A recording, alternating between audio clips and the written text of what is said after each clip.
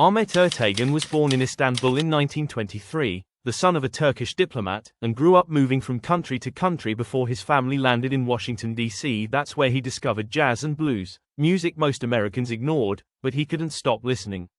With his brother Nesuhi, he spent nights crossing the city and sneaking into Harlem clubs, sometimes barely old enough to get inside.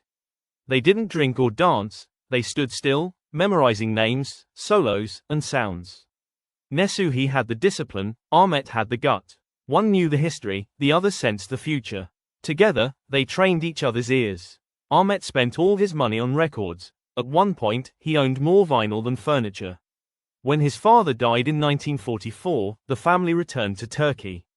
Ahmet stayed behind, alone, broke, and convinced that music mattered more than a safe plan. 3 years later, with no credibility and no industry contacts, he convinced his dentist to invest in a crazy idea, a new record label. That label was Atlantic Records, proof that sometimes the best business plans start in a waiting room. Ahmet wasn't a typical executive. He sat in studios, trusted musicians, and sometimes even picked up a pen himself. Under the name, A. Nugetra, he wrote Mess Around for Ray Charles, one of Ray's early hits, and encouraged him to blend gospel, blues, and rhythm, a risky mix that changed everything. He also helped Aretha Franklin escape polished pop and find her raw, powerful voice, and treated jazz musicians with the respect they had never seen in a record label. What Ahmet Ertegun ultimately did was simple and radical. He took jazz, blues, and soul seriously, and moved them from the margins to the center of American culture.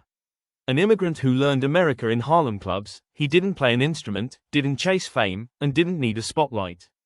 He just listened better than almost anyone else, and America sounded different because of it. He came from Istanbul, learned America in Harlem, and helped the world hear it.